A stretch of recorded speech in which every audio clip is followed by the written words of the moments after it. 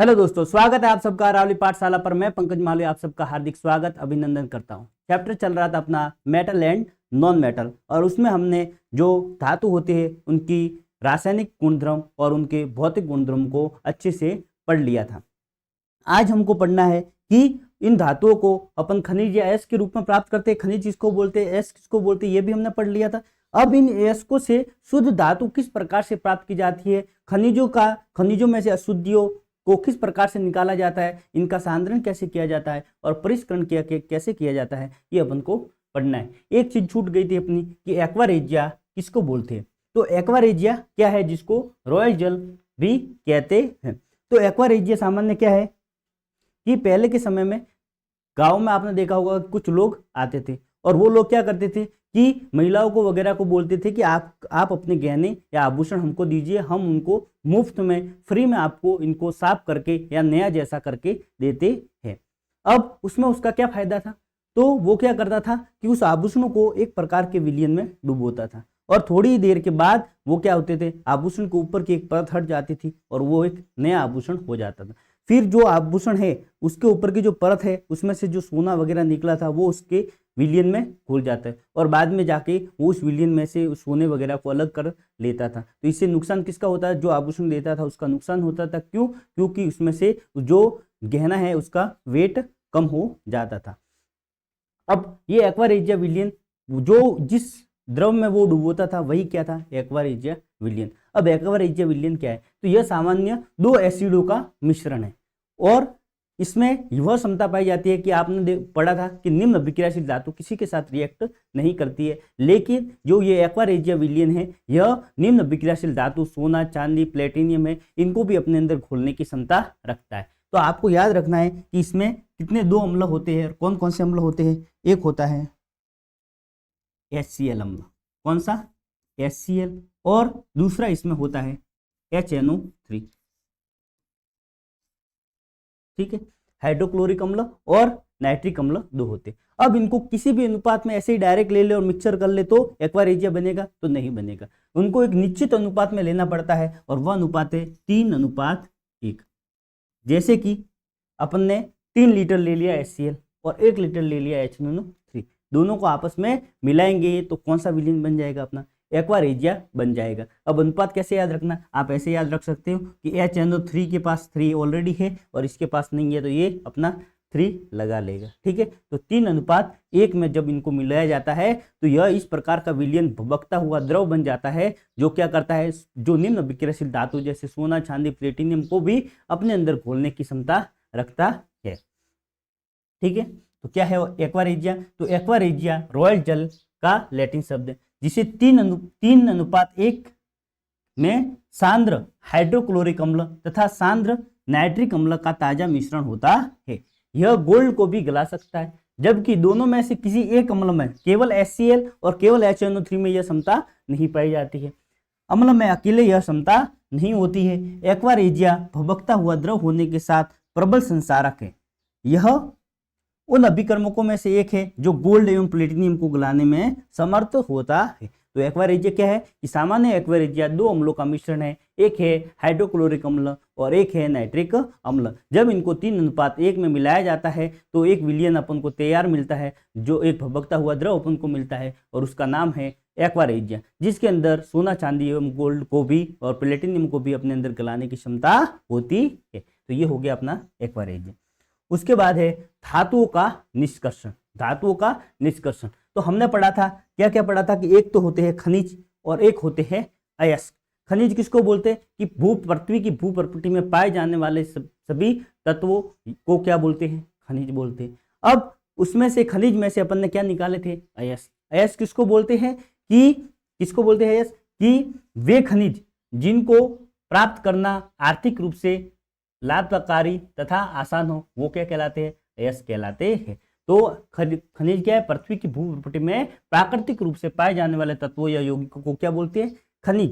तथा अयस्क किसको बोलते हैं कि वे खनिज जिन्हें कोई विशेष धातु बहुत मात्रा में हो, जैसे कोई एक जगह है उस पर बहुत मात्रा में, जैसे तांबे की खान होती है तो वहां पर तांबा एक ही धातु बहुत मात्रा में होती है, थोड़ी बहुत उसमें दूसरी धातु भी पाई जाती है, लेकिन उसमें एक धातु विशेष धातु वो काफी मात्रा में होती है, तथा जिनको प्राप्त करना क्या हो, आर्थिक रूप से लाभकारी हो और साथ ही साथ क्या हो आसान विधि से उसको प्राप्त कर सकते हैं, वो होते हैं अयस्क। और धातु क्रम क्या है कि अयस्क में से धातु का निष्कर्षण क्या कहलाता है, धातु क्रम कहलाता है। ठीक है, फिर एक प्रश्न मैंने आपको बोला था कि क्या सभी खनिज अयस्क है, क्या सभी खनिज अयस्क है, तो सभी खनिज है वो अयस्क नहीं है, लेकिन जितने अयस्क है वो सारे खनिज है, क्योंकि खनिज में से ये अयस्क निकले हैं, ना कि अयस्क में से खनिज। अब है धातुओं का निष्कर्षण। धातुओं को किस प्रकार से साफ किया जाता है, किस प्रकार से इनको प्राप्त किया जाता है, इसमें सक्रियता श्रेणी का सबसे बड़ा रोल है। मैंने पहले भी बोला था कि सक्रियता श्रेणी आपको अच्छे से याद रखनी है। जैसे कि अब देखो सक्रियता श्रेणी में सबसे ऊपर क्या है, potassium, sodium, calcium, magnesium, aluminium, zinc, ferrous. ठीक है, अब ये जो ऊपर वाली जो निम्न अभिक्रियाशील धातु है, अब ये क्या है, सॉरी जो ऊपर वाले उच्च अभिक्रियाशील धातु है, ये क्या होगी कि ये बहुत ही ज्यादा रिएक्टिव होगी, तो यह प्रकृति में अकेले रूप में नहीं पाई जाएगी, यह किसी न किसी के साथ मिलकर यौगिकों का निर्माण कर लेगी। जैसे कि सोडियम है, तो सोडियम क्लोरीन के साथ अभिक्रिया करके या क्लोराइड के साथ क्या करेगा, यौगिक का निर्माण करेगा, सोडियम क्लोराइड बना देगा। पोटेशियम हाइड्रोक्साइड बन जाएगा, इसी प्रकार मैग्नीशियम क्लोराइड बन जाएगा, कैल्शियम क्लोराइड बन जाएगा। तो ये अपनी यौगिकों के रूप में पाए जाते हैं। फिर है मध्यम अभिक्रियाशील धातु, जैसे कि जिंक है, फेरस है, ठीक है, लेड है, तो ये सारे किसके रूप में पाए जाते हैं, तो ये पाए जाते हैं दो रूपों में। एक तो पाए जाएंगे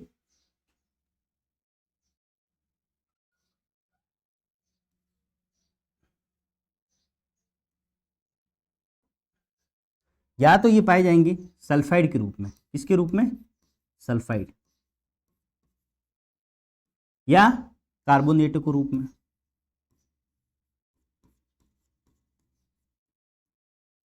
या तो सल्फाइड के रूप में पाए जाएंगे या कार्बोनेटों के रूप में या फिर ऑक्साइड के रूप में।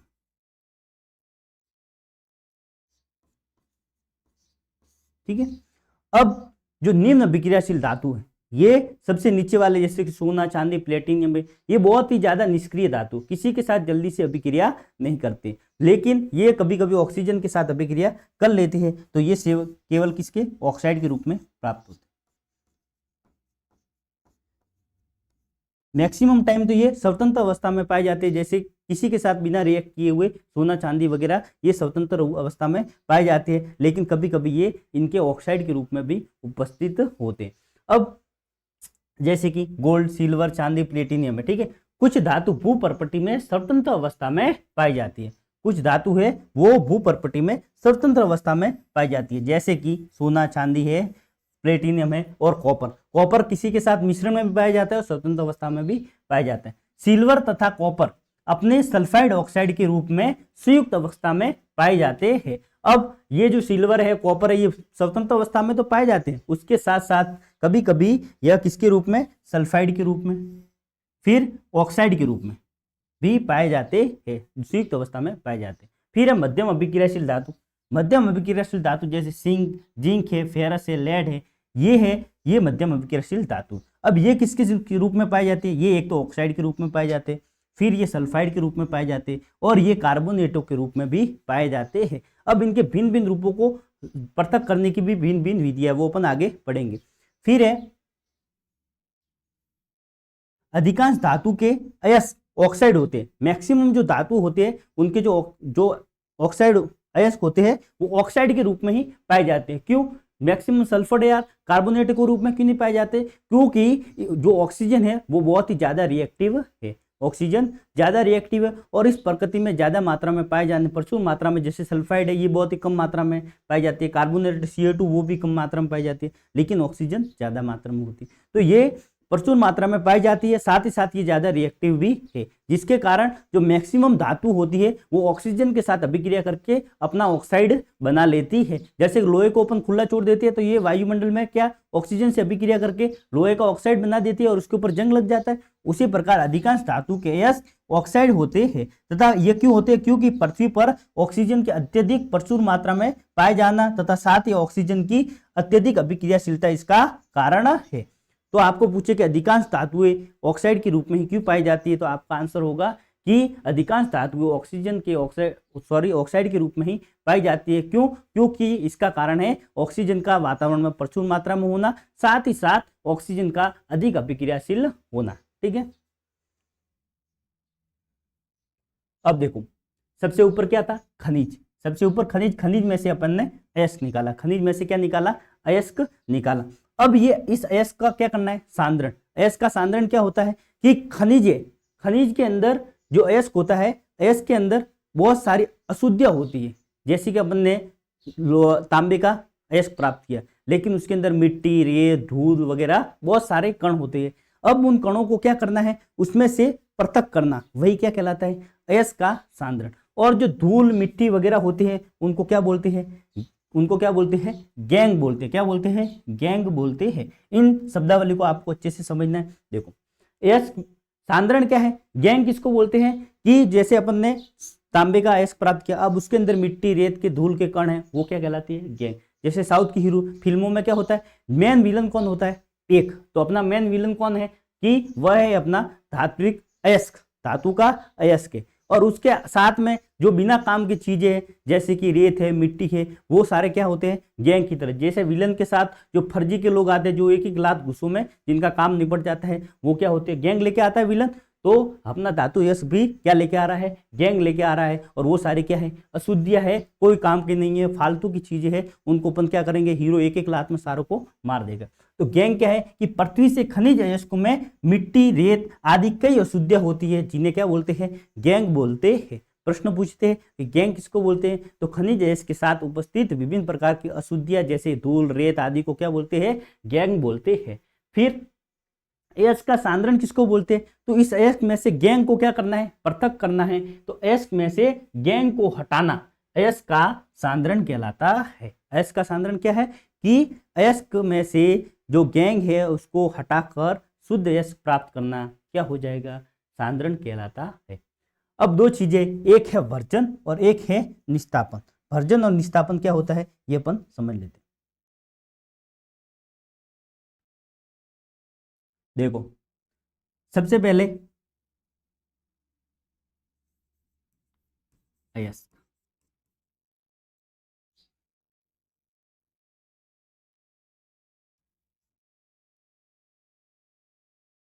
अब जो कुछ अयस्क होते हैं वो किसके रूप में पाए जाते हैं, ऑक्साइड। किसके रूप में पाए जाते हैं, ऑक्साइड के रूप में। कुछ होते हैं वो कार्बोनेटों के रूप में पाए जाते हैं, और कुछ होते हैं वो सल्फाइड के रूप में पाए जाते हैं। अब ये तीनों रूपों में धातुएं पाई जाती है। अगर वो कार्बन का CO2 के साथ अभिक्रिया कर लेता है तो धातुओं के कार्बोनेट बना लेता है। सल्फाइड के साथ अभिक्रिया करता है तो उनके जिंक, जैसे जिंक सल्फाइड है, ठीक है, इनका निर्माण कर लेता है। अब जैसे जिंक ऑक्साइड है, अपने पास जिंक ऑक्साइड, यहाँ पर है जिंक कार्बोनेट, यहाँ पर अपने पास जिंक सल्फाइड, ठीक है। अब इन ये तीनों है, अब तीनों को शुद्ध करना है। तो सबसे पहले जो ऑक्साइड होते हैं उनको तो सामान्य कोई भी धातु है उसको शुद्ध करने के लिए, अगर वो कार्बोनेट है और सल्फाइड है, तो इनको तो अगर शुद्ध करना है तो सबसे पहले तो इनको किस में बदलना पड़ेगा अपन को, ऑक्साइड के रूप में। क्योंकि ऑक्साइडों से शुद्ध धातु को प्राप्त करना बहुत ही आसान होता है, सीधा कार्बोनेट और सल्फाइड से अपन शुद्ध धातु प्राप्त नहीं कर सकते। इसलिए अगर कोई भी धातु कार्बोनेट के रूप में है या सल्फाइड के रूप में, तो सबसे पहला काम क्या होगा कि उसको ऑक्साइड के अंदर बदलना है। उसको किसके अंदर बदलना है, ऑक्साइड के अंदर बदलना है। और इसको बदलने के लिए दो विधियां काम में ली जाती है। कौन कौन सी, कि अगर कार्बोनेट के रूप में तो एक जिस विधि का उपयोग करती है उसको बोलते हैं निस्तापन। क्या बोलते हैं उसको, निस्तापन।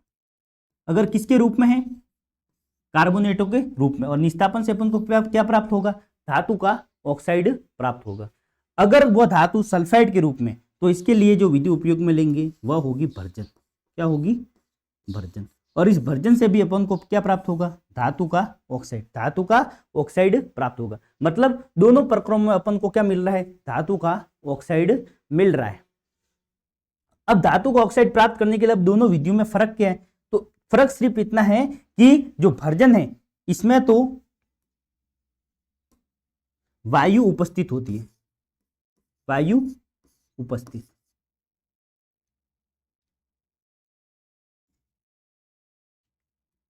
भर्जन में तो क्या होगी, वायु उपस्थित।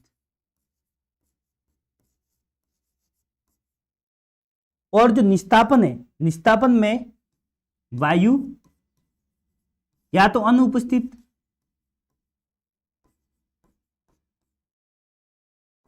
या बहुत ही कम मात्रा में, बहुत ही सीमित मात्रा में अपन लेंगे इसमें।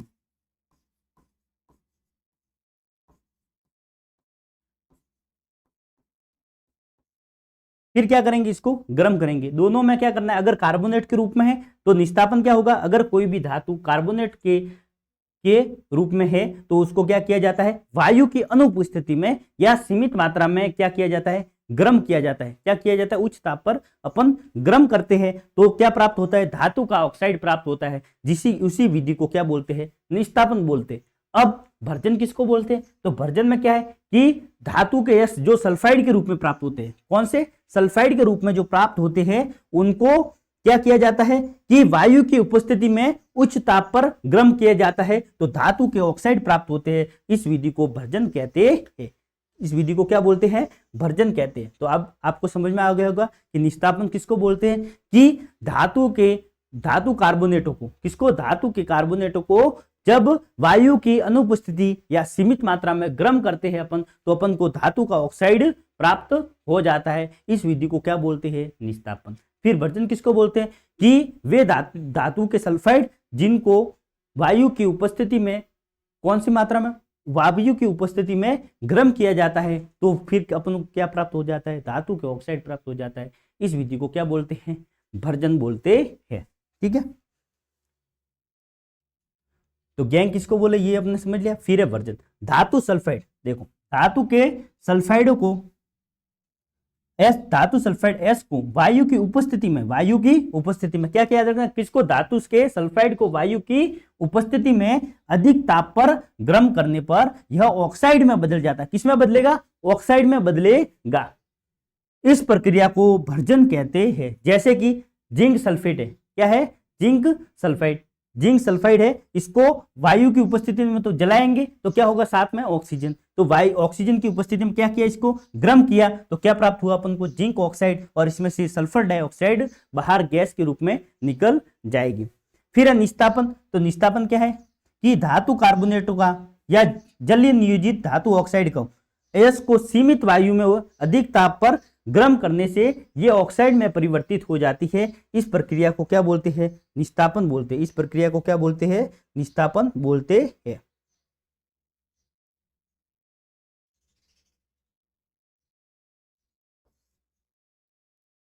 इस प्रक्रिया को बोलते हैं, निस्तापन बोलते हैं। जैसे कि जिंक कार्बोनेट है, क्या है, जिंक कार्बोनेट है। अब जिंक कार्बोनेट को क्या किया जाता है, गर्म किया जाता है, ताप दिया जाता है तो यह जिंक ऑक्साइड में बदल जाता है और साथ में कौन सी, CO2 गैस बाहर निकलती है। अब देखो दोनों में गैसें भी अलग अलग निकल रही है। अगर सल्फाइड है तो उसमें से कौन सी, सल्फर डाइऑक्साइड गैस बाहर निकलेगी। अगर कार्बोनेट है तो उसमें से कार्बन डाई गैस बाहर निकलेगी। ठीक है, तो क्या होता है भर्जन, निस्तापन क्या होता है, तो ये अपन ने समझ लिया। ये पूछते भी है कि गैंग क्या होता है, भर्जन क्या होता है, निस्तापन क्या होता है। तो गैंग क्या है, खनिज के साथ जो धूल मिट्टी वगैरह अशुद्ध होती है उनको गैंग बोलते हैं। भर्जन क्या है, कि धातु के सल्फाइड को क्या किया जाता है, वायु की उपस्थिति में गर्म करने पर धातु के ऑक्साइड प्राप्त होते हैं, वो भर्जन कहलाता है। और धातु कार्बोनेटों को या जल योजित धातु के ऑक्साइड के अयस्कों को अगर अपन क्या करेंगे, वायु की अनुपस्थिति में या सीमित मात्रा में गर्म करेंगे तो धातु के ऑक्साइड प्राप्त होंगे, जिसको क्या बोलते हैं अपन, निस्तापन बोलते हैं। अब सक्रियता श्रेणी में सबसे ऊपर, उसके बाद में मध्यम में और सबसे अंतिम में जो निम्न विक्रियाशील धातु है उनको किस प्रकार से प्राप्त किया जाता है, बारी बारी से इनको पढ़ना है।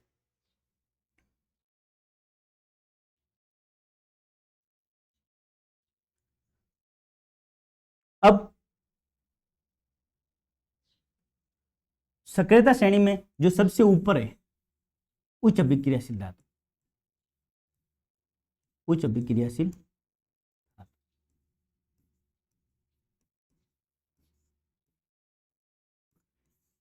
इनका क्या गुण है कि यह किसी भी के साथ जल्दी से रिएक्ट करके उनके यौगिकों के रूप में प्राप्त होती है। तो इनको शुद्ध करने के लिए अपन जो प्रयोग में लेंगे वह है विद्युत अपघटन। विद्युत अपघटन विधि क्या होती है, जब इसके बारे में अपन पढ़ेंगे आगे। ठीक है, फिर है जो मध्यम अभिक्रियाशील धातु,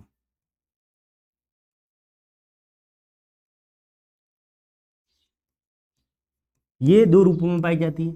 या तो ऑक्साइड के रूप में प्राप्त है तो सीधा इसको अपन क्या करेंगे, या पहले तो है अगर ऑक्साइड के रूप में, अपने पास चार्ट बना हुआ ऑलरेडी, एक मिनट,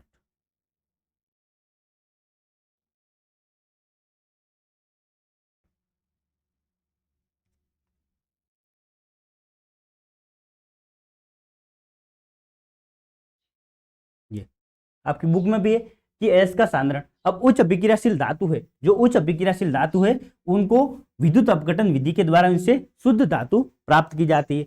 फिर मध्यम अभिक्रियाशील धातु, वो एक तो कार्बोनेट एस के रूप में पाई जाती है और एक सल्फाइड एस के रूप में पाई जाती है। जो कार्बोनेट एस के रूप में पाई जाती है, अब सीधे ऑक्साइड जो सल्फाइड या कार्बोनेट है उनसे सीधा धातु प्राप्त नहीं हो सकती है। इसके लिए क्या किया जाता है, पहले उनको ऑक्साइड में बदला जाता है और फिर उसका अपचयन करके फिर उससे शुद्ध धातु प्राप्त की जाती है। तो सबसे पहला काम होगा कि अगर कार्बोनेट जो मध्यम अभिक्रियाशील धातु है वो दो रूपों में पाई जाती है, या तो कार्बोनेट एस के रूप में या सल्फाइड एस के रूप में। अगर कार्बोनेट एस के रूप में है तो उसको किस विधि के द्वारा ऑक्साइड में बदलेंगे, निस्तापन के द्वारा। और अगर वह भर्जन जो सल्फाइड एस के रूप में, तो उसको भर्जन के द्वारा धातु ऑक्साइड में बदल देंगे।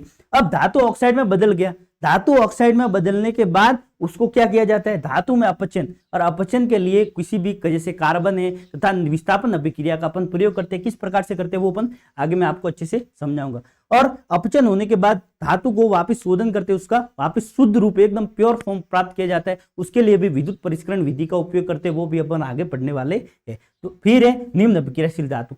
निम्न अभिक्रियाशील धातु में ये या तो ऑक्साइड के रूप में पाई जाती है या सल्फाइड के रूप में, जैसे कि अपने सिल्वर है, कॉपर है, ये सल्फाइड के रूप में पाए जाते हैं। तो अगर सल्फाइड के रूप में है तो सबसे पहले तो इसका क्या कर देंगे अपन, भर्जन। क्यों, क्योंकि ये सल्फाइड के रूप में भर्जन करेंगे और भर्जन करने के बाद अपन को धातु प्राप्त हो जाएगी, सीधा ही अपन को धातु प्राप्त हो जाएगी, इसमें इसको ऑक्साइड प्राप्त नहीं होगा। ठीक है, तो ये हो गया पूरा प्रोसेस। अब सबसे पहले अपन लेंगे निम्न अभिक्रियाशील धातु। सबसे पहले किसको लेंगे, निम्न अभिक्रियाशील धातुओं को अपन लेंगे।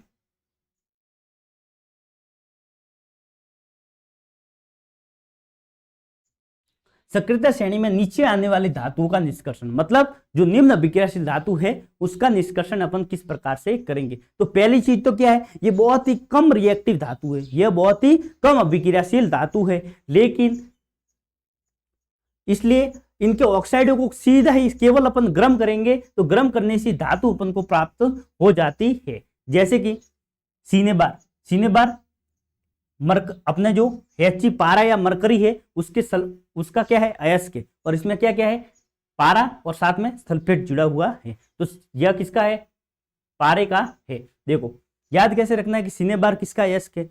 तो अगर अपन किसी को सीने से लगाते हैं तो उसको क्या बोलते हैं, हग करना। क्या बोलते हैं, हग करना। ठीक है, और सीने से लगाते हैं मतलब सीने का एस से।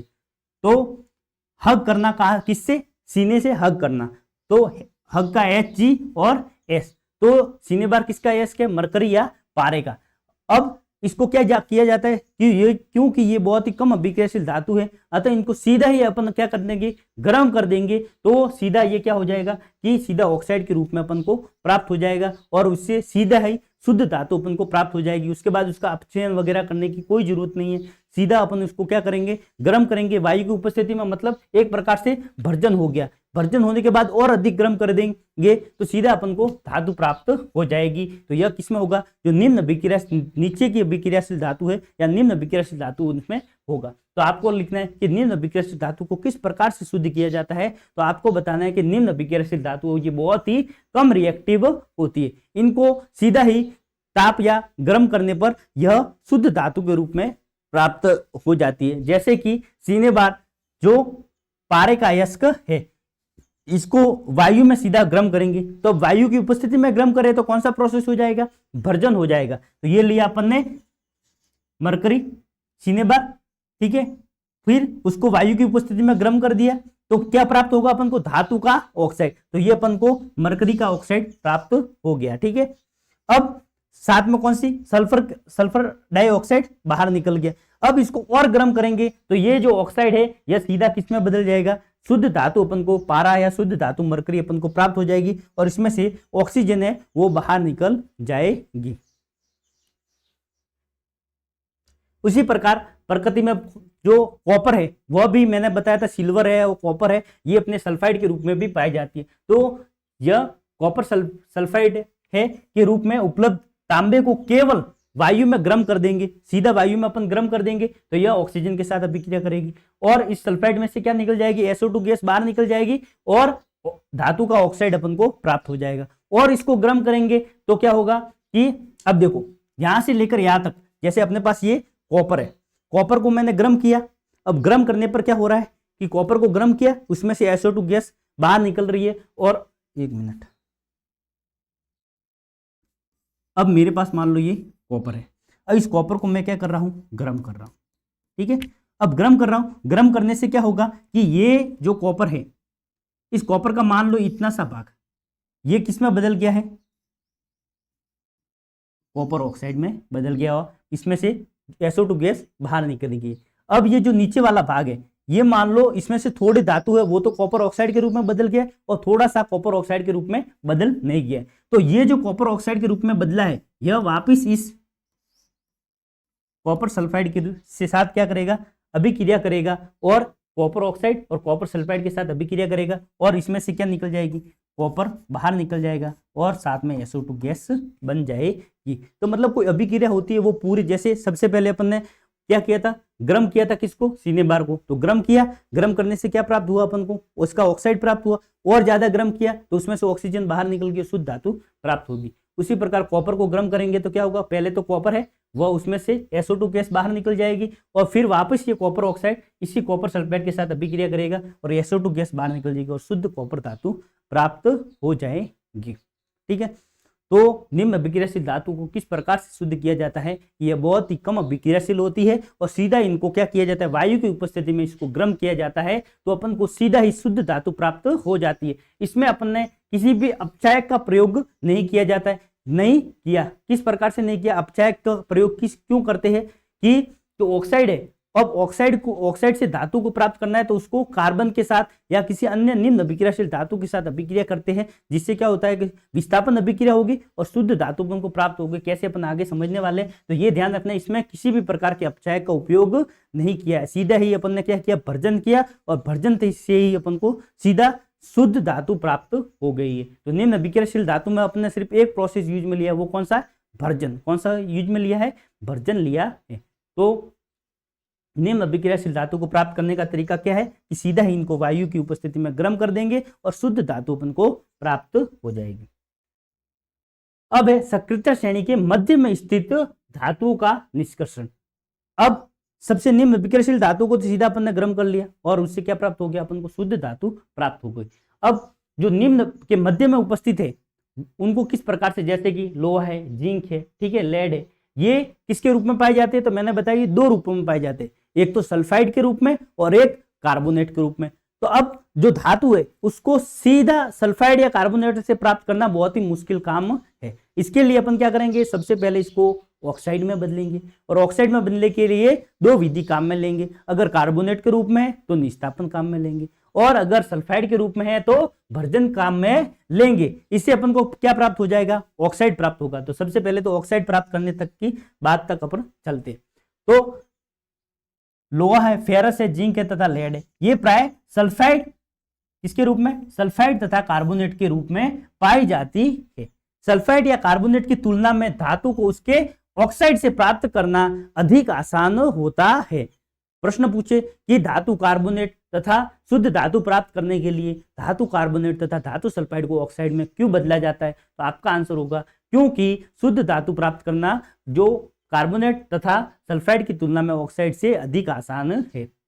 धातु के कार्बोनेट व सल्फाइड को क्रमश निस्तापन व भर्जन विधि से ऑक्साइड में बदला जाता है। जो कार्बोनेट है उसको निस्तापन के द्वारा और सल्फाइड है उसको भर्जन विधि के द्वारा ऑक्साइड में बदला जाता है। तो निम्न अभिक्रियाशील धातु में, मध्यम अभिक्रियाशील धातु में क्या होगा, ये दो रूपों में पाई जाती है, कार्बोनेट और सल्फाइड के रूप में और ऑक्साइड के रूप में। जो ऑक्साइड में है उसको तो कोई चेंज करना नहीं है और जो कार्बोनेट के रूप में उससे निस्तापन के द्वारा उसका ऑक्साइड प्राप्त करेंगे और सल्फाइड के रूप में है उसके भर्जन के द्वारा उसका ऑक्साइड प्राप्त करेंगे। जैसे कि जिंक सल्फेट है, जिंक सल्फेट को ऑक्सीजन की उपस्थिति में गर्म किया तो क्या हो गया, जिंक ऑक्साइड का निर्माण हो गया। साथ में कौन सी गैस बाहर निकल गई, सल्फर डाई गैस है वो बाहर निकल गई।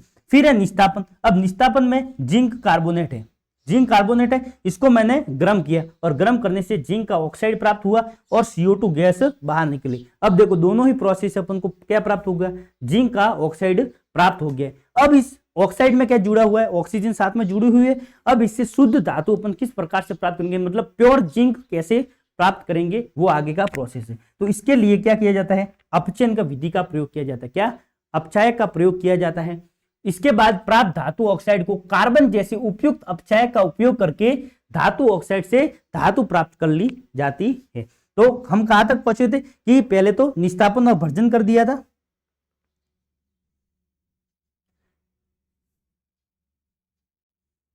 यहां पर अपन ने ऑक्साइड इसका प्राप्त कर लिया था। अब ये जो ऑक्साइड है, इन ऑक्साइड को क्या किया जाता है कि कार्बन के साथ अभिक्रिया करवाई जाती है, कार्बन जैसे अपचायक का उपयोग किया जाता है और इससे अपन को शुद्ध धातु प्राप्त हो जाती है।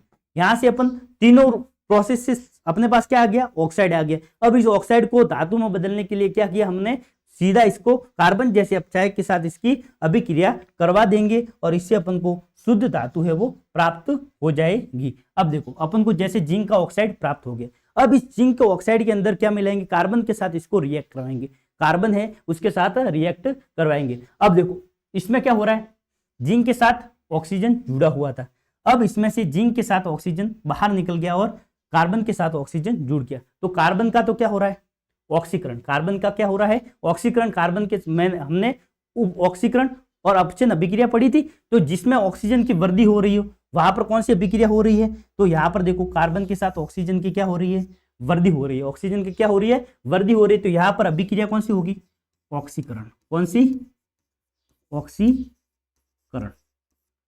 और जिसका ऑक्सीकरण होता है वह क्या कहलाता है, तो मैंने बताया था वह क्या कहलाता है, अपचायक। क्या कहलाता है, अपचायक कहलाता है। ठीक है, तो इसमें क्या होता है, कार्बन क्या है, एक अपचायक है।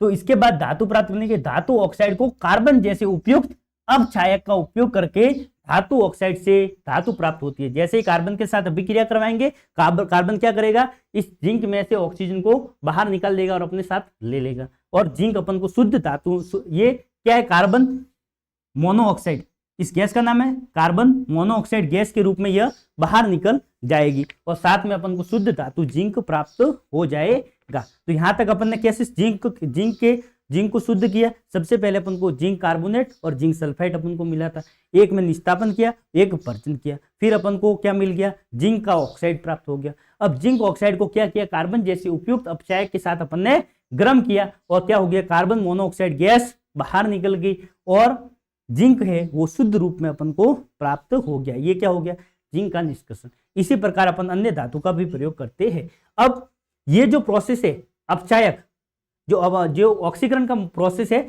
इसकी जगह पर अपन क्या करेंगे, इस कार्बन का अपचायक के रूप में प्रयोग नहीं करके जैसे कुछ विस्थापन अभिक्रिया का भी अपन प्रयोग कर सकते हैं। जैसे कि कार्बन के अलावा विस्थापन अभिक्रिया का प्रयोग धातु अपचयन में किया जाता है। किस प्रकार से किया जाता है, जैसे कि मैग्नीज डाइऑक्साइड, ये क्या है, मैग्नीज का ऑक्साइड है, मैग्नीज धातु का ऑक्साइड अपन को प्राप्त हुआ। अब इसको अपन शुद्ध धातु प्राप्त करनी, तो यहाँ पर तो अपन ने कार्बन लिया था, लेकिन यहाँ पर अपन एल्यूमिनियम को उसके साथ रिएक्ट करवाएंगे।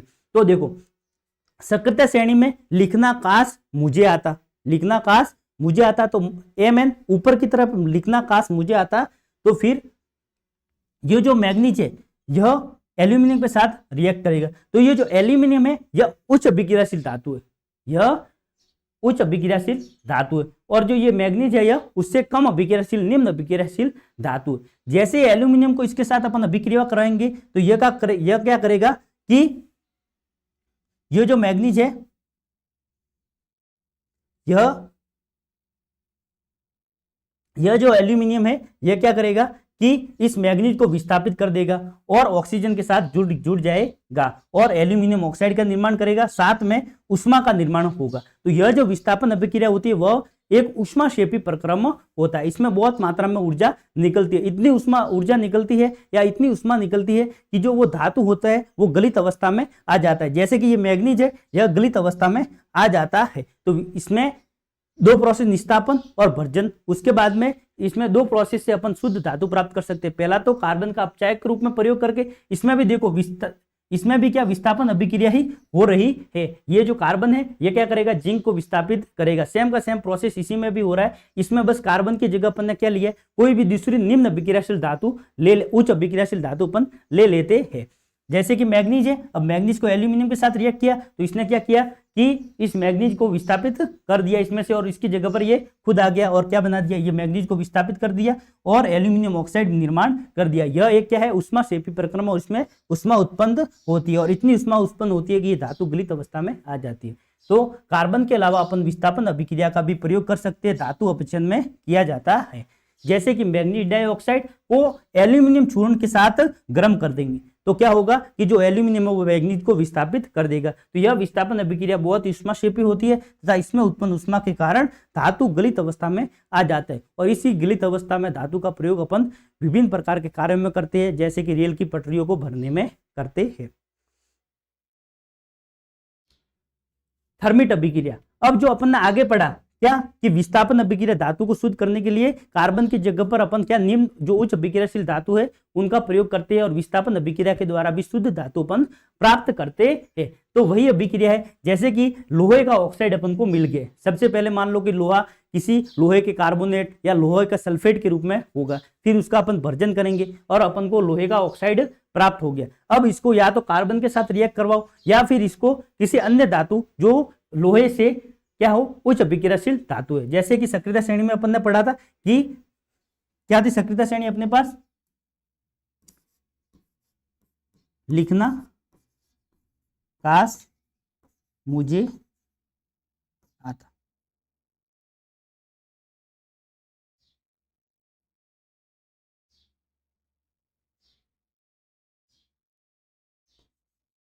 जान हम पबजी,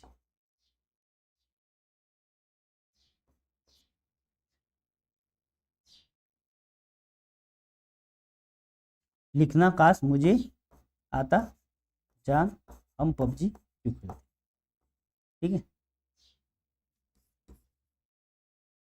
तो ये जो एल्यूमिनियम है यह एल्यूमिनियम है, अब ये ऊपर है इससे नीचे है लोहा, तो ये एल्यूमिनियम क्या है उच्च अभिक्रियाशील धातु। क्या है उच्च अभिक्रियाशील धातु किससे, लोहे की तुलना में। अब ये उच्च अभिक्रियाशील धातु एल्यूमिनियम है, ये क्या करेगा इस लोहे को विस्थापित कर देगा। विस्थापन अभिक्रिया क्या पढ़ी थी हमने कि जिसमें उच्च अभिक्रियाशील धातु निम्न अभिक्रियाशील धातु को उसके यौगिक से विस्थापित कर देता है। तो इसमें जो एल्यूमिनियम है ये लोहे को विस्थापित कर देगा और क्या बना देगा, एल्यूमिनियम का ऑक्साइड बना देगा। और यह भी क्या है एक बहुत ही उष्माक्षेपी प्रक्रम है, और इस उष्माक्षेपी प्रक्रम के कारण यह जो लोहा है यह गलित अवस्था में आ जाता है। और इसका उपयोग क्या किया जाता है कि जो लोहे की पटरी है, धातु गलित अवस्था में आ गया, इस लोहे की पटरी के अंदर कई दरारें वगैरह है तो उसको अंदर पिघला हुआ लोहा डालेंगे और थोड़ी देर में वो ठंडा हो जाएगा और धातु की दरार को भरने में काम में आएगा। तो इसी अभिक्रिया को क्या बोलते हैं, थर्मिट अभिक्रिया। देखो थर्मिट, जैसे आपने नाम सुना होगा थर्मामीटर, ठीक है, आपने नाम सुना होगा थर्मस।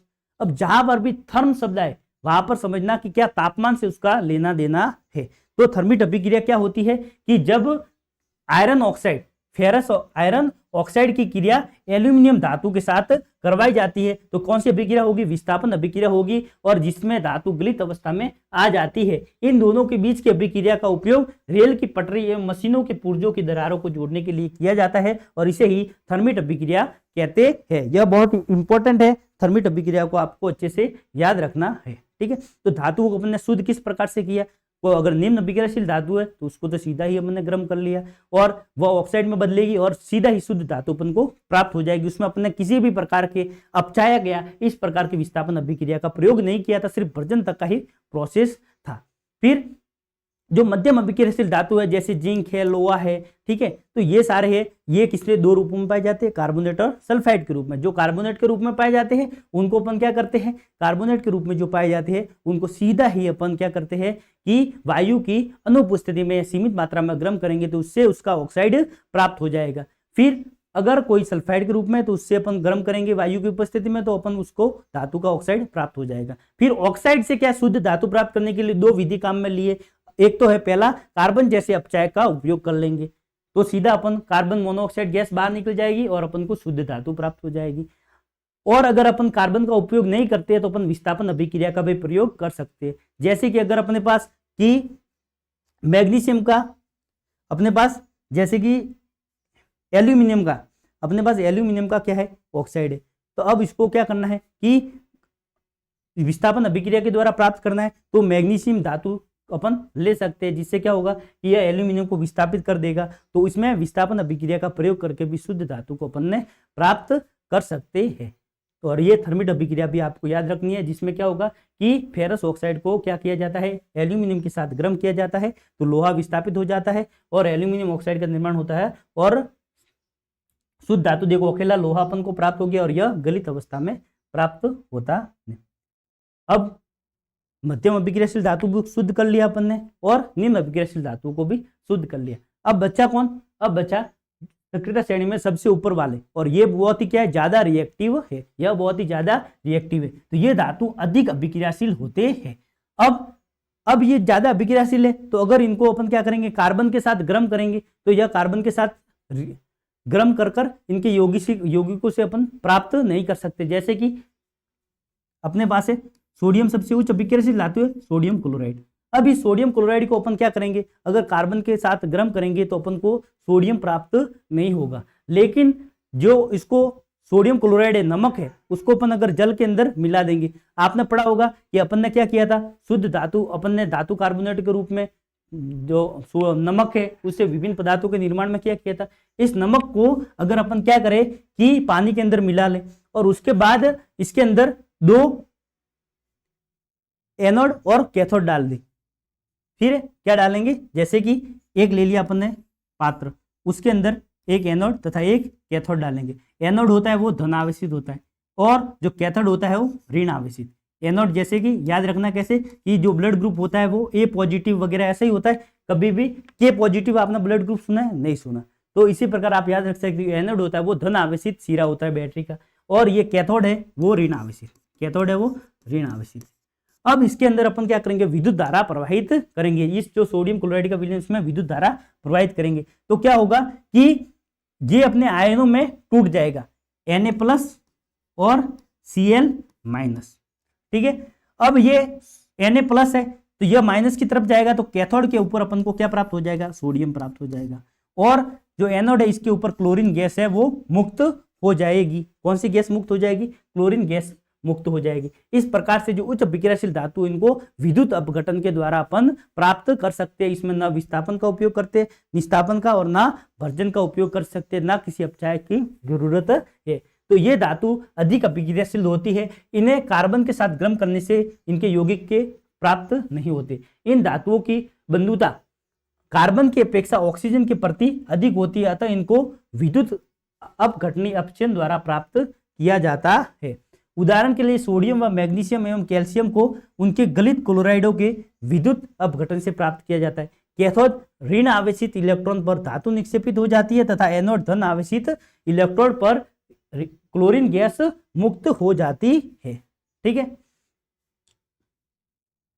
अब आप प्रश्न इसमें से क्या बन सकता है कि उच्च अभिक्रियाशील धातु इनको कार्बन के साथ गर्म करके इनको यौगिकों से प्राप्त क्यों नहीं किया जा सकता है। तो आपको बताना है क्योंकि ये इनकी इलेक्ट्रॉन बंधुता है वो कार्बन के साथ अधिक न होकर ऑक्सीजन के प्रति अधिक होती है। इसके लिए अगर अपन क्या करेंगे, इसको कार्बन के साथ अभिक्रिया करवाएंगे, तो देखो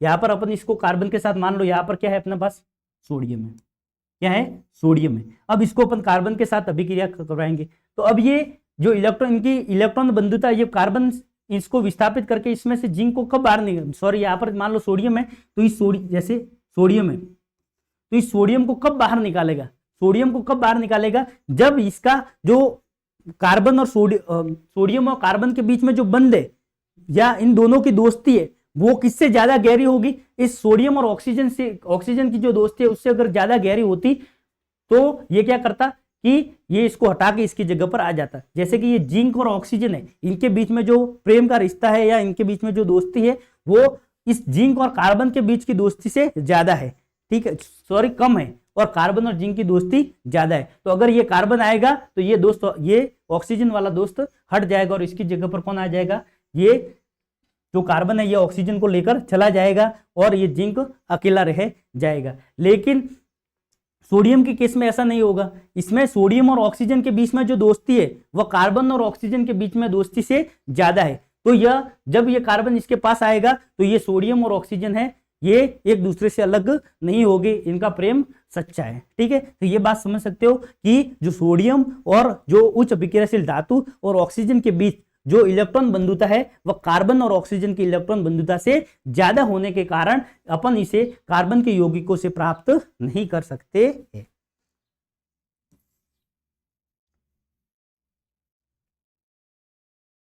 तो इसके लिए अपन किसका उपयोग करेंगे? विद्युत अपघटन विधि का प्रयोग करेंगे, जिसमें एक एनोड लेंगे, एक कैथोड लेंगे, फिर उसके ऊपर क्या होगा, विद्युत धारा प्रवाहित करेंगे। तो एनोड के ऊपर तो कौन सी ऋण आवेशित गैस क्लोरीन मुक्त हो जाएगी और कैथोड के ऊपर शुद्ध धातु प्राप्त हो जाएगी। प्रश्न आपको पूछ सकते हैं कि विद्युत अपघटन विधि में शुद्ध धातु किस पर प्राप्त होती है, एनोड या कैथोड पर? तो आपका आंसर होगा कैथोड पर। क्लोरीन गैस किस पर मुक्त होती है? तो एनोड पर। किस पर? एनोड पर मुक्त होती है।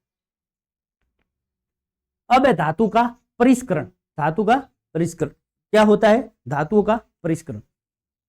तो अपन ने जो धातु प्राप्त की थी, जैसे कि अपन ने जिंक प्राप्त की, ठीक है, अपन ने शुद्ध लोहा प्राप्त किया, तो अब ये पूर्ण रूप से शुद्ध नहीं होते, इसमें किसी न किसी प्रकार की छूट, जैसे कि अपन ने कार्बन के साथ करके इसका अपचयन करके जिंक प्राप्त किया था, लेकिन इसमें कुछ न कुछ मात्रा में क्या होता है कि थोड़ी बहुत अशुद्धियां रह जाती है। अब इन अशुद्धियों को अपन को पूर्ण रूप से शुद्ध धातु प्राप्त करनी है, तो वो तो था निष्कर्षण। अब धातु का परिष्करण, इसमें क्या होता है, एकदम प्योर फॉर्म धातु का प्राप्त करते। अब इसके लिए क्या करते, एक विधि का प्रयोग करते जो प्रचलित है बहुत ही, जिसका नाम है विद्युत अपघटनी विधि या विद्युत अपघटन परिष्करण विधि। धातुओं से अपद्रव्य, अपद्रव्य क्या, उसके अंदर थोड़ी मात्रा में कुछ बहुत अशुद्धियां हो जाती है। इन अशुद्धियों अब धातु से अपद्रव्य को हटाने के लिए सबसे अधिक प्रचलित विधि है, जिसका नाम है विद्युत अपघटन परिष्करण विधि। अब इसमें क्या होगा कि अपन एक एनोड लेंगे, सीधा वो विद्युत अपघटन विधि है, तो विद्युत अपघटन में सब अपन क्या लेते हैं, एक एनोड लेते हैं और एक कैथोड लेते हैं। तो एक ले लिया अपन ने एनोड, तो एनोड हमेशा कैसा होता है, धन आवेशित होता है। फिर एक होता है कैथोड। अब उसके अंदर अपन जैसे जो लेते थे विद्युत अपघटन की विधि में, जो उसमें तो सीधा किसी भी एनोड या कैथोड को अपन सीधा ले लेते, लेकिन इसमें एनोड तथा कैथोड किसको लेना है, तो यहां पर अगर अपन लेंगे एनोड के रूप में, एनोड के रूप में तो लेंगे अशुद्ध धातु, मतलब अपन को जो धातु निष्कर्षण से जो प्राप्त हुए वो पूर्ण रूप से शुद्ध नहीं है, तो ये तो अपन लेंगे अशुद्ध धातु। अशुद्ध धातु का अपन क्या बना देंगे, एनोड बना देंगे, और एक पतली सी शुद्ध धातु की एक पट्टी लेंगे और उसको अपन जो पहले से ही शुद्ध है उसको ले लेंगे और वो बन जाएगी अपना कैथोड। उसको अपन क्या बना देंगे, कैथोड बना देंगे। और उसके अंदर बीच में ये विलयन लेंगे। अब ये विलयन कैसा होगा कि मान लो अपन ने कॉपर ले लिया, कॉपर अपन ने सबसे पहले कॉपर सल्फेट के रूप में प्राप्त था, उसका अपन ने भर्जन किया, फिर उसका ऑक्साइड अपन को प्राप्त हुआ, ऑक्साइड से अपन ने शुद्ध कॉपर प्राप्त कर लिया। अब उस शुद्ध कॉपर में थोड़ी बहुत अशुद्धियां थी, तो उस अशुद्धि वाले कॉपर को यहाँ पर अपन ने ला ले लिया और यहाँ पर वो किसके रूप में ले लिया, एनोड के रूप में ले लिया। अब कैथोड के रूप में एक पहले से जो प्योर फॉर्म है कैथोड का, उसकी पतली सी पट्टी कैथोड के रूप में ले लेंगे और उसके अंदर ये जो विलयन डालेंगे, यह मान लो किसका डालना है कि उसी धातु का विलयन लेंगे। जैसे कि कॉपर सल्फेट ले लिया अपन ने, क्या ले लिया यहाँ पर, कॉपर सल्फेट CuSO4 ले लिया, ठीक है। अब जब विद्युत धारा अपन इसमें प्रवाहित करवाएंगे, तो विद्युत धारा प्रवाहित कराएंगे तो क्या होगा कि विद्युत धारा बहेगी और धीरे धीरे ये जो अपन ने अशुद्ध धातु का जो कॉपर लिया था, यहाँ पर क्या था, कॉपर, ये कॉपर क्या होगा कि इस विलयन के अंदर आना प्रारंभ हो जाएगा। इस विलयन के अंदर कॉपर आएगा और ये धीरे धीरे एनोड क्या होगा, पिघलेगा और इस कॉपर इसके अंदर विलयन के अंदर आता जाएगा। जितनी मात्रा में यहां से कॉपर निकलकर इस विलयन के अंदर आया है, उतना ही इस विलयन, कॉपर सल्फेट का विलयन था, उसमें से निकलकर कॉपर है वो इस शुद्ध कॉपर के ऊपर जाकर जमने लगेगा। तो धीरे धीरे क्या होगा कि ये एनोड धीरे धीरे इसमें से सारा जितना कॉपर है वो बाहर निकलेगा। वो कॉपर निकलेगा सबसे पहले और जाएगा किसमें, इस विद्युत अपघट्य में मिल जाएगा। और इस विद्युत अपघट्य में से जितना कॉपर इस एनोड में से इस विद्युत अपघट्य में मिला है, उतना ही कॉपर जाके किसके ऊपर चिपक जाएगा, इस कैथोड के ऊपर चिपक जाएगा। और धीरे धीरे क्या होगा कि यह पूरा विलीन हो जाएगा और इस विलयन के अंदर, और ये कॉपर जितना कॉपर विलयन में था वो तो विलयन में रहेगा और बाकी जो कॉपर है वो इसके ऊपर चिपक जाएगा। अब जो कुछ इस विलयन में घुलने वाला था वो तो उसके अंदर घुल गया, और जो नहीं घुला वो अशुद्धियां क्या होगी, इसके नीचे बैठ जाएगी, इस एनोड के नीचे बैठ जाएगी, एनोड की तली में, जिसको अपन क्या बोलते हैं, एनोड पंख। क्योंकि ये जो अपन ने लिया था ये इसमें से कॉपर, शुद्ध शुद्ध कॉपर तो निकल गया। अब उसके बाद में जो अशुद्धियां है वो जो विलयन में घुलने वाले होगी वो तो इस विलयन के अंदर घुल जाएगी, और जो नहीं घुलेगी वो इसके नीचे बैठ जाएगी, जिसको क्या बोलेंगे, एनोड पंख। तो आपको याद रखना है एनोड पंख किसको बोलते हैं कि धातु परिष्करण विधि में अशुद्ध जो अविलेय अशुद्धियां है वो एनोड के नीचे बैठ जाती है, एनोड की तली में बैठ जाती है, जिसको एनोड पंख कहते हैं। तो विद्युत अपघटन परिष्करण विधि क्या है कि आपको याद रखना है कि इसमें क्या किया जाता है, जो अशुद्ध धातु है उसकी अशुद्ध धातु को किसके रूप में लिया जाता है, एनोड के रूप में। ये पूछते हैं अशुद्ध धातु को किसके रूप में लिया जाता है, एनोड के रूप में लिया जाता है। शुद्ध धातु को किसके रूप में लिया जाता है, कैथोड के रूप में लिया जाता है। जब अपन विद्युत धारा प्रवाहित करेंगे और उसी धातु का विलयन है वो वैद्युत अपघट्य के रूप में प्रयोग करेंगे। फिर एनोड है, एनोड से विद्युत धारा प्रवाहित होगी और ये धातु गलित अवस्था में विलयन के अंदर मिलेगी। जितनी धातु विलयन के अंदर मिली है उतनी धातु विलयन से किसके ऊपर निक्षेपित हो जाएगी, कैथोड के ऊपर निक्षेपित हो जाएगी, और यह प्रक्रम चलता रहेगा, और जो अशुद्धियां है वो एनोड पंख में नीचे बैठ जाएगी। इस प्रकार से सारा कॉपर है वो अपन कैथोड के ऊपर शुद्ध रूप में कॉपर अपन को प्राप्त हो जाएगा।